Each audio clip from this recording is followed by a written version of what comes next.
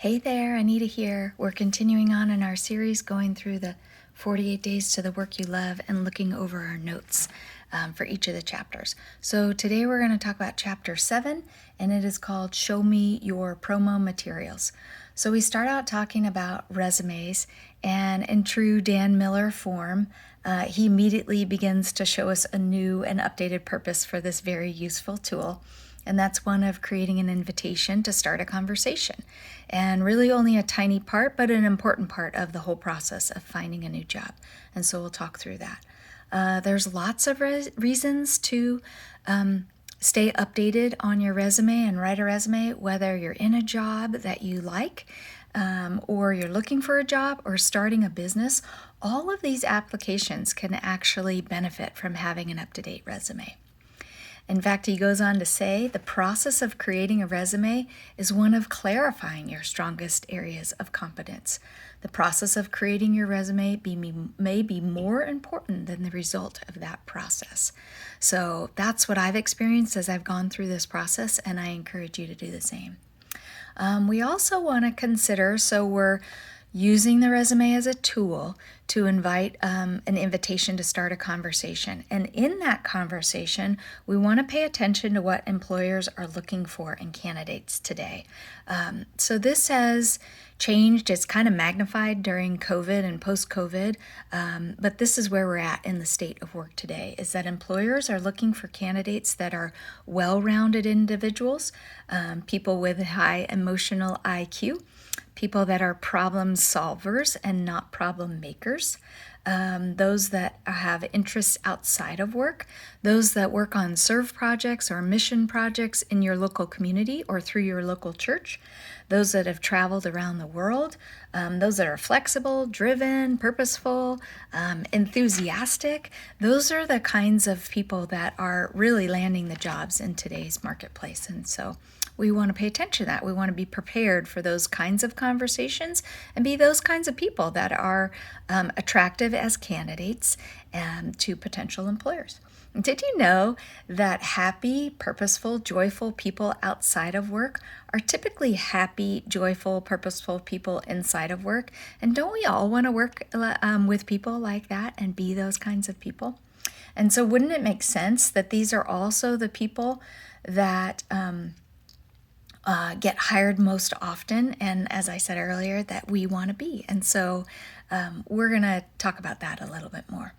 I also agree with his perspective about having a clear and concise elevator speech to help people understand your purpose in life. So I'm going to give you two examples. One's going to be concise, one's going to be a little bit more wishy-washy to give you some ideas on how this works. So if I say that I work with Christian working moms who might be homeschooling to help them find their purpose, freedom, and their identity, that's pretty clear and concise. If I meet you in an elevator and I say something like, well, I've been a homeschooling mom for a lot of years, I used to work in the technology space, I'm interested in starting my own business, I've had an Amazon business for a couple of years now, I'm not really sure what I want to do going forward, but I know I need to go get a job because my husband's employer doesn't offer us insurance, but I'm not really sure what I want to do, or I don't like what I used to do, I want to do something different. Can you see the difference in those two approaches? One invites a conversation because it kind of piques your interest. Oh, tell me more about that.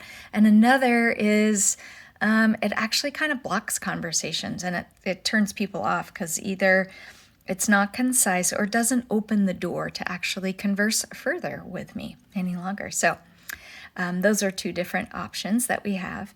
In this day, don't forget also about your social presence. Your social presence is so important these days. And we want to ask ourselves questions like, what does my social presence say about me? What am I passionate about? What do I love? What do I support? How am I contributing to the betterment of myself and to others around me in this world in the time that I'm here? And so ask yourself those kinds of questions about your social presence. There's lots of different ways you can engage in social. You don't have to do them all, and it doesn't have to feel overwhelming. Just engage in some, and the chapter maps out a couple of those for you. Please, a little note on that, don't share what you hate. That doesn't draw people in to have conversation with you. Circling back on the purpose of the resume in the job searching process, it's important to make one. It's important to understand that it's your sales brochure. It's important to understand that it invites us to start a conversation with someone. It's important to spend time making a quality product, but don't spend weeks on this, right?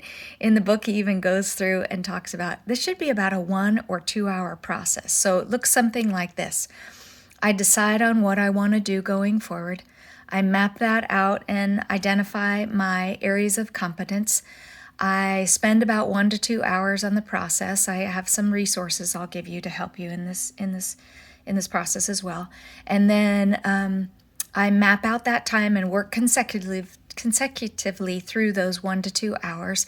And then I either am ready to publish it or I put it away for a couple of days, come back and make a couple of quick edits and move forward. Don't spend weeks on end on this step.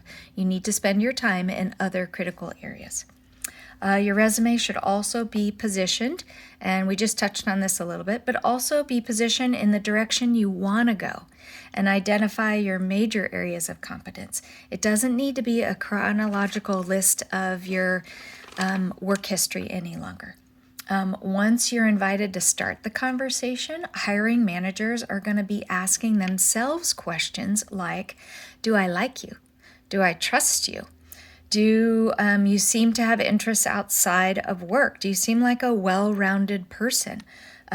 Do I think that you're going to be a good fit for the overall team?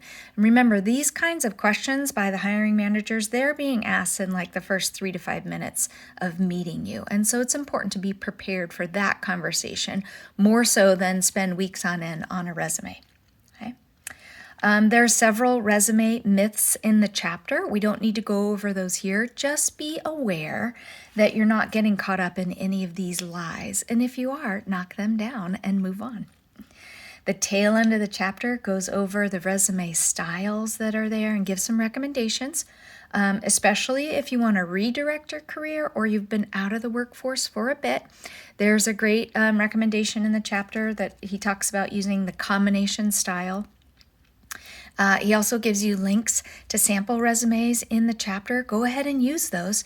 Pick one or pick maybe a combination of 1 or 2 and then move forward and don't get overwhelmed in that process. There's a lot of samples out there. Just choose one and move forward is really what I want you to hear in that.